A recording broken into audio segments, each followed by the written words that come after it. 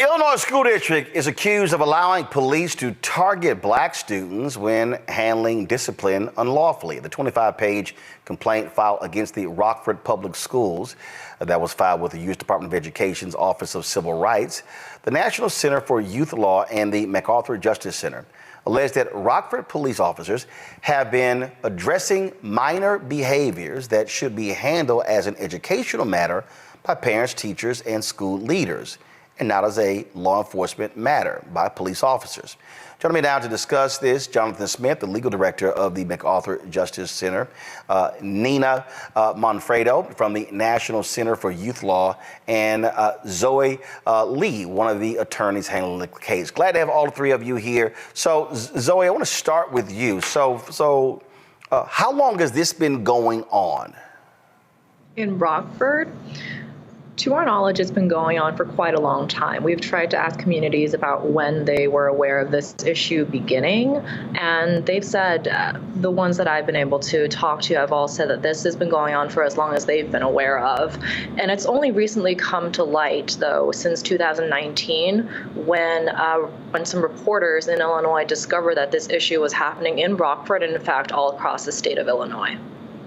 And we say quite a long time. What are you talking? 1 year, 2 years, 5 years, 10 years?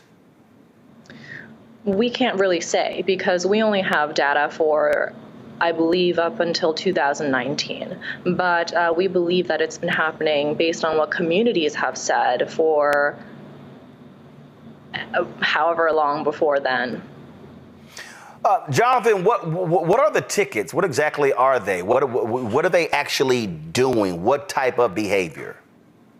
Yeah, well, first, thank you, Roland, for having us on this evening to talk about this really important issue. And if I could, just take a moment just to describe for your viewers a little bit about the Rockford School District. So this is the third largest school district in the state of Illinois. We're talking about a district of nearly 30,000 students, over 41 schools. About a third, I think 26% are white, 32% black, 33% Latino, so pretty equally divided among those racial categories. But what that school district has done is bring on school resource officers, which are basically just a fancy name for police officers. So they've brought these police officers into these schools and they have outsourced discipline to these police officers. So if you are a child in one of these schools in Rockford and you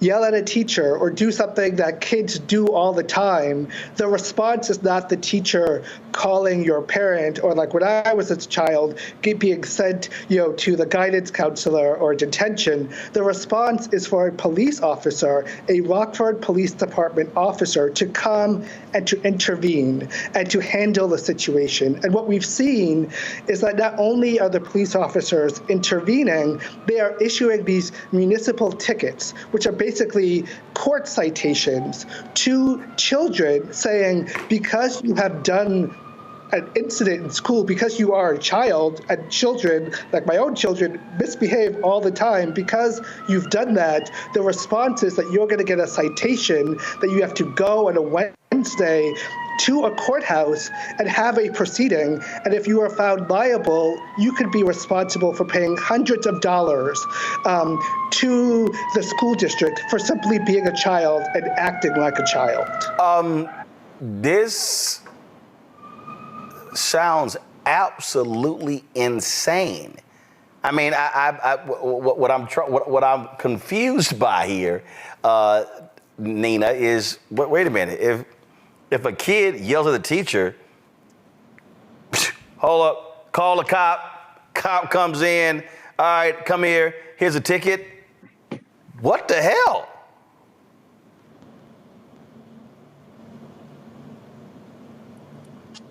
Nina, go ahead. No, that is exactly right. It is absolutely outrageous, and we have seen that kids in Rockford have gotten tickets for showing up at school, and Rockford, when they are maybe suspended or something else, and they go to school and then they get a ticket for that, and we we see that, as you said, like kids will get tickets for, just really normal behaviors that happen in classrooms, and that we see in Rockford that Black students are targeted by RPS staff for these referrals to the police that are in the school. Okay, so do y'all have how many tickets? Any idea how many students, how many tickets? Who's tracking this? Anything? So I think. Yeah. Oh, go ahead, Dina. No, you go ahead. So yeah, I was going to say, to Zoe's point earlier, part of the challenge is that we just don't have data, that it's hard to know exactly the scope and the scale of what's happening. But we do know, based on the data we have so far, that the tickets, and this is not going to be surprising to you or to your audience, that, I said the district is about a third white, a third Black, a third Latino. It's not going to shock you to know that the tickets are a third Black, a third Black, a third Latino, that Black students are disproportionately and exponentially more likely not only to be disciplined, but to be ticketed and to be fined when they go to these proceedings. And I wanted Zoe to speak a little bit, because Zoe has actually gone to these hearings in Rockford, and she has seen firsthand the ways in which Black students are targeted, are profiled, and are really impacted by these tickets. Yeah, so first I wanted to say that with regards to the number of tickets in Rockford, we do have data for the recent years. We don't have data for years before 2019. We know that this year, however, and this year alone, as of March 24th of this school year, there were 590 tickets issued in Rockford. Wait, 590 tickets? 590 tickets as of March 24th of this school year alone. Right. So just imagine all the tickets that have been issued before that, tickets 4 years prior that we don't have the data for. The scope it's pretty huge. And I don't think we fully understand just how big it is yet, because we've only been able to get data for the recent years. And I have gone to these hearings. They happen on Wednesdays, in the middle of a school day at 1 o'clock. So when a kid gets a ticket, they have to then leave school on a Wednesday to attend these hearings. And I have seen, I want to say I've gone to at least a dozen of these hearings between the months of March and May. I went almost every single Wednesday, and every single time I've gone, when there's a student that gets ticketed, they're always a student of color. In the times I've gone, I've never seen a white student ticketed. And they're there without counsel. They're there, a city attorney tells them they have the option to either pay the fine or to go to trial. And it's often framed in this sort of coercive way, where it's like, if you pay this fine, things will go away. So these families and these kids, they feel pressured to pay these fines, sometimes very big fines. I'm sorry, and when you say very big fines, how much? So default, if a kid doesn't show up, is $750. And many kids don't show up. So many kids have $750? $750, yeah. So it sounds, this is what this sounds to me like. This literally sounds to me like what happened in Ferguson, where essentially this was a money-making this is a money-making operation. That's what this sounds like. No, and I think that's right. And I will say, I actually worked at the Justice Department at the time that we issued our findings in Ferguson.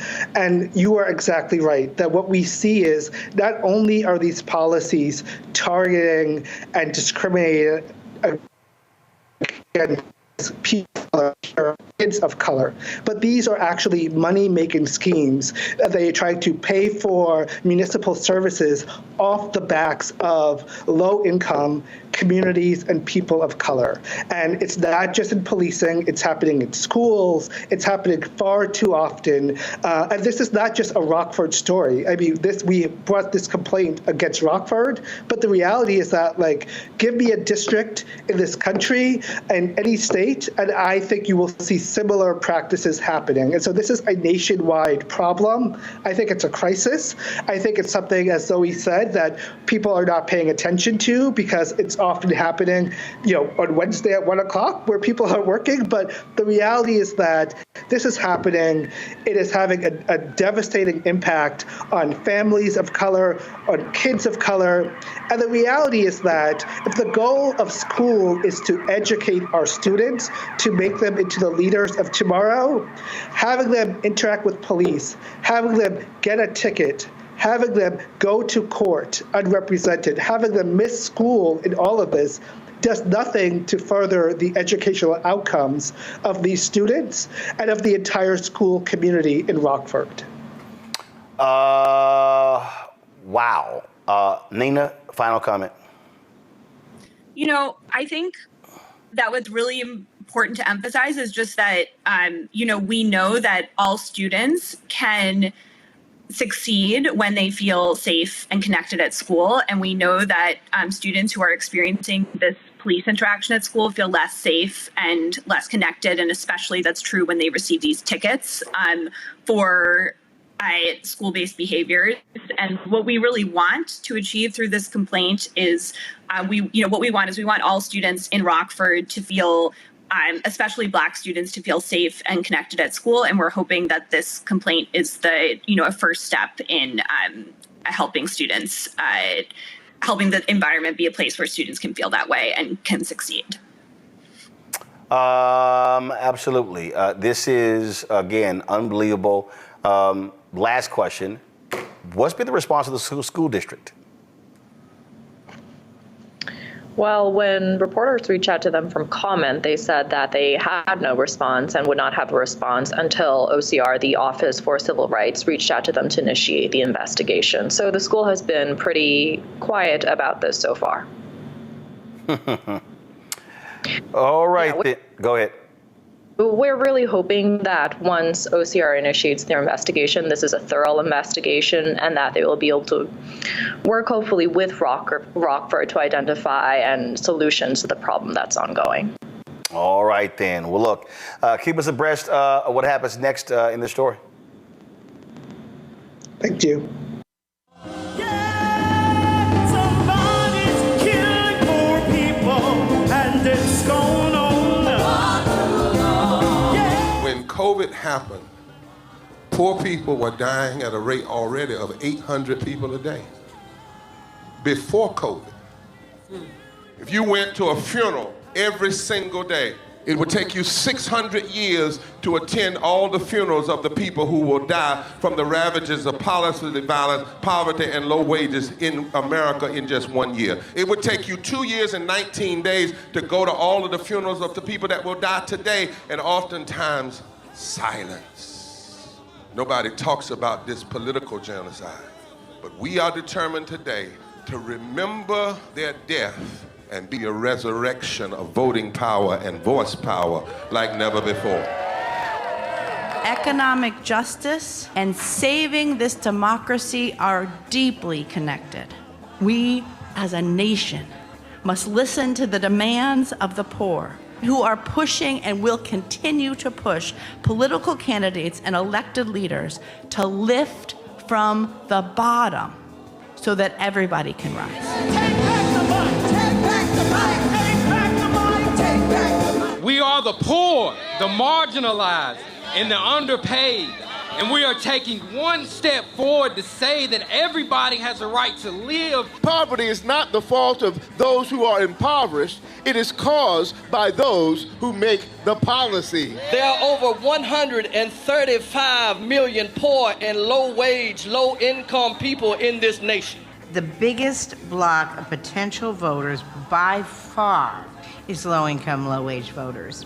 I can't afford medicine. Sometimes I have to skip because of the cost. The farm worker community is tired of the violence imposed upon us by greed, exclusion, and denial of basic human rights. Those folk that represented by that casket, poor and low-wage workers who are the most moral people in this country because they go to work every day believing, even though going to work is hazardous to their health. I'm tired of working 70 to 80 hours a week and still not have money for the necessity of bills. I'm tired of getting sick and not being able to go see the doctor. Having to make a choice to pay between rent or the light bill or food or clothes. You cannot claim to care about families and a culture of life and then do everything in your power to rob people of equal access to resources and to force them to live in poverty. Leadership of both parties had waged war on poor people and low-wage workers. And this government has treated people experiencing poverty, including their military families, with disdainful, deliberate, malicious neglect. So the truth is that my son died from poverty.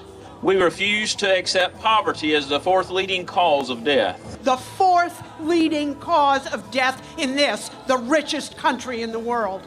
We march today for our children and the generations to come. And we need to do it with the loudest voices possible, the biggest actions possible. We will voice our demands and register our vote. When we stand up and when we stand together, things change. There is the electorate that is, and then there is the electorate that should be. 34 million eligible poor and low-income voters did not vote in 2016. If just 20% of those voters in swing states were mobilized around an agenda, they could change the political outcome of every election. So we're launching the most massive voter mobilization and turnout campaign in history of poor and low-wage voters, allies, and religious leaders. People are dying, but we know it doesn't have to be this way. And so we are calling on everyone to join us in this Poor People's Campaign, a national call for more revival. We are here, we will be seen, we will be heard, and our power will be felt. We don't need to be an insurrection. We are a resurrection that will be felt across this country. Are you ready? Ready? Ready? Ready? We are a resurrection, and we are ready.